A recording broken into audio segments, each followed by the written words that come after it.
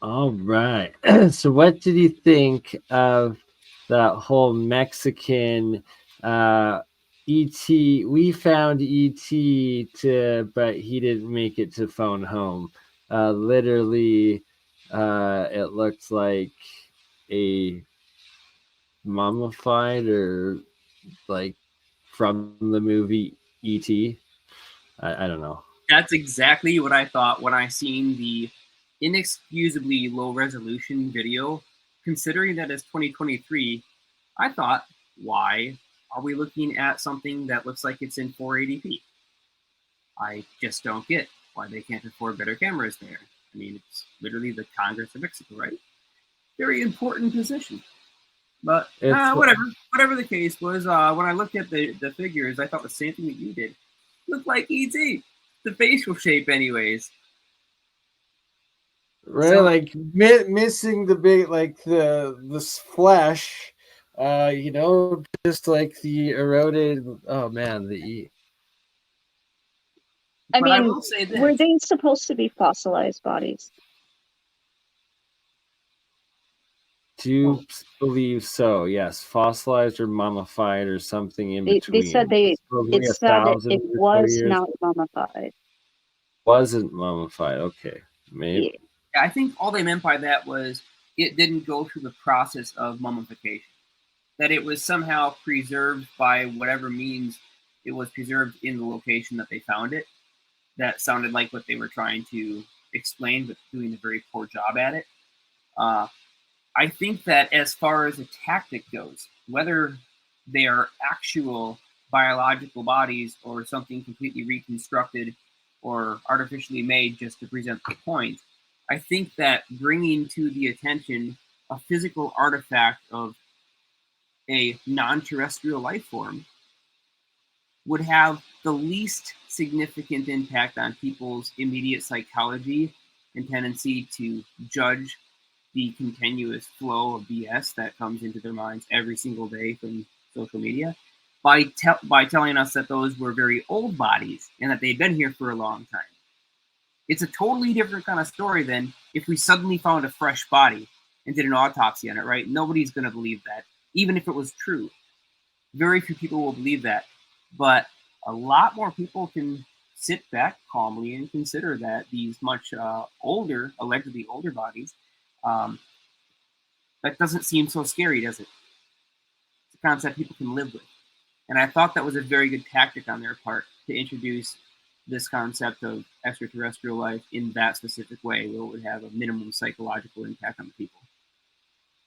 I see what you're saying. Like the softest of disclosures, and the I guess it's like the real question is, have these remains like been verified 100%, and is like, are they running actual genome tests and like publishing these results to the scientific and academic communities With or today's technology, there's absolutely no reason why, if they're genuine artifacts, their entire sequence shouldn't be fully available to the public in its entirety and be comparable through analysis by other laboratories. There's just no reason why not to. That technology exists now, and networking it is actually built in as a function of most of the softwares.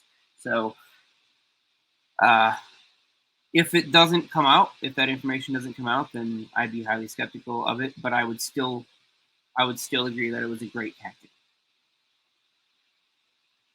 right? So it's like, I get what you're saying, right? Just like from a propaganda perspective too, it's like they're 100% pushing this aliens are real narrative to the public now, regardless.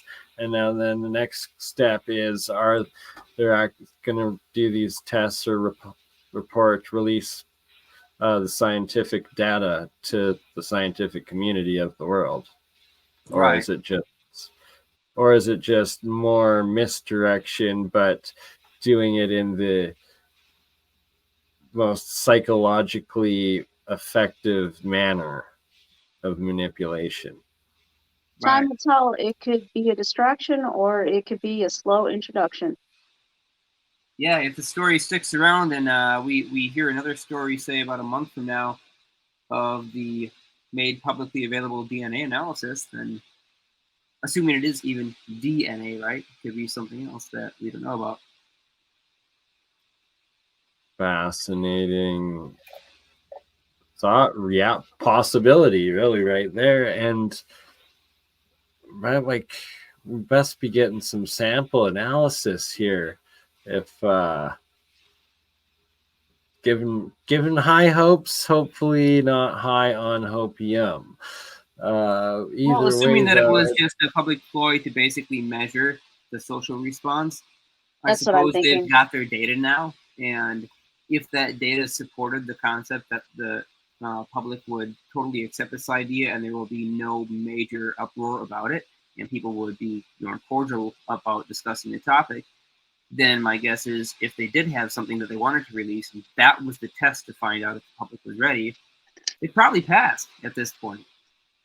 And so we might be seeing a follow up just as a potential prediction, which we've seen this kind of thing happen before. That's why I'm predicting it. That we may see a follow up with additional information, and hopefully it's detailed technical and scientific information. That's what I mean by slow introduction. They want people to get more comfortable with this. They're gauging the reaction. It's like, where is society at now versus way back in the 1940s when they were broadcasting, War of the Worlds on the radio and everyone thought it was real. And there was mass panic. yeah, So it's a good idea to measure it. That's a tactic that I do agree with. It's one that I personally 1,000-year-old dead aliens are a lot less scary than flying, attacking live aliens, right? And Yeah, they were sure to say that years. Don't they worry. were like over 10,000, 15,000 years old. It's like, hey, they could be long gone. We don't know. These are really old. Yeah, I believe I heard that it was like 1,000 or 1,500. They said, or was it 10,000? Like, I'm still trying to find like the official, if there's like official court. Well, I guess there's here's in the the issue with UFO dating. community. Okay, Like, so if we can get the official government transcripts of that whole proceeding or whatnot, like, I wanted to point out something though, which I haven't heard anyone talk about in the discussion of this Mexican Congress alien footage stuff. Okay, and that is assuming the fact that they listed an age for these, meaning that they were dated with some radiometric dating method. If they were actually non-terrestrial in origin, they would have completely different isotope ratios. So any radiometric dating would be completely useless in trying to figure out how old they were.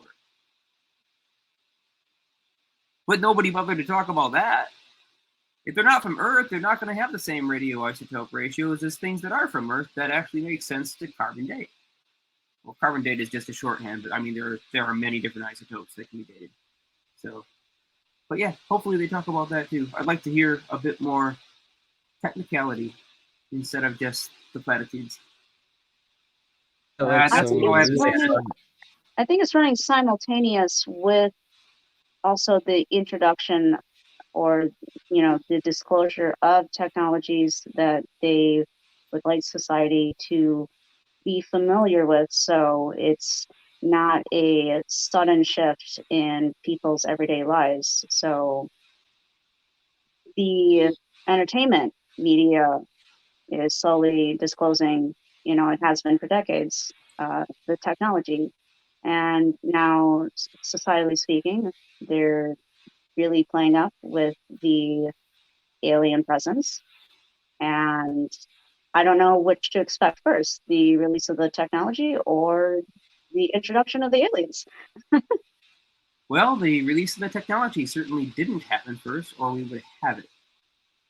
And people have been claiming that they spotted little green men for far longer than the reports of actual technologies having been tested and then disappearing. But we can follow the patent records and get a pretty good idea. The stuff has been around for a very long time. It's been around about as long as we've been making patents. I think there might be some pressure perhaps on the official powers, or whatever you would like to call them, to stay TBE. on, How yes, does that be? Or keep T? keep pace with the independent people out there, or they're just updating the timeline. They're just I don't know if they're following a timeline or if they're adapting as things evolve. I think there's a little pressure there to be the first to put like their flag on it.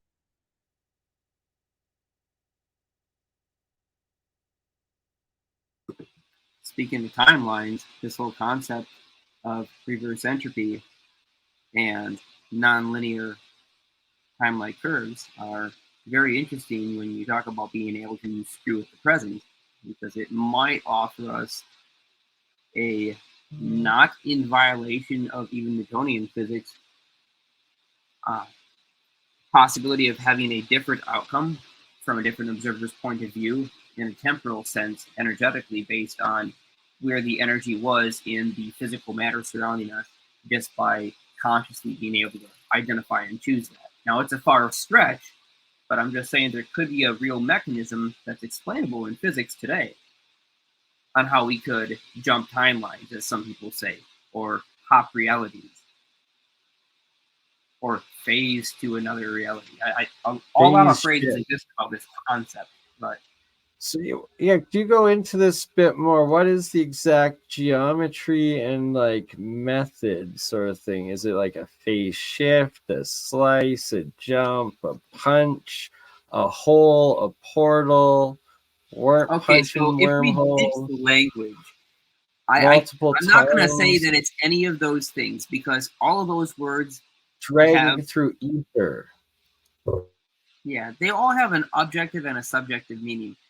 So instead of trying to give it a title that explains it in like a 2 or 3 word statement, let's just say that there is a phenomenon in space-time caused by the necessity of balance in the entropic process, where if there is a non-symmetrical exchange of energy in time from a highly energetic system, which happens all the time in nature, then it will actually delay backwards to the point where an observer from one side can see the order of cause and effect completely reversed from an observer on the opposite side, or say at 90 degrees to the first observer. And these can be physical events that just two people could be sitting in, lounge chairs, almost as if around a campfire, but something really interesting happened at the campfire. And if the concentration is right, what I'm saying here is that it's possible to use the change in the the energy momentum relationship between where the energy is exchanged, and actually think your way through it by identifying those subtle little variations where there's a lot of uncertainty and it could have gone either way. So it could be intentional, unintentional, accidental, happenstance. Right. It sounds like a type of entanglement. It very much is related to entanglement. We still have a lot to learn about quantum entanglement. It has a couple of issues with phase variance in a non-flat spacetime or a non-linear temporal field. So there are breakdowns in it, but basically the violations that I just listed are not even considered possible in today's quantum physics. Quantum electrodynamics tries to integrate them, but it really messes it up. And that's why there are so many free and independent theories. I mean, there's so many theories. Everybody pumps out a theory that really gets sucked into this stuff, it seems, with the anti-gravity research and the tapping the 0-point energy field research. Everybody seems to have their own theory, and they really want to talk about it. My idea on it, my theory should be an explanation of how to use it. And I'll try my best to explain how to actually apply it, because that's about as good as a theory is to me. It needs to be experimental.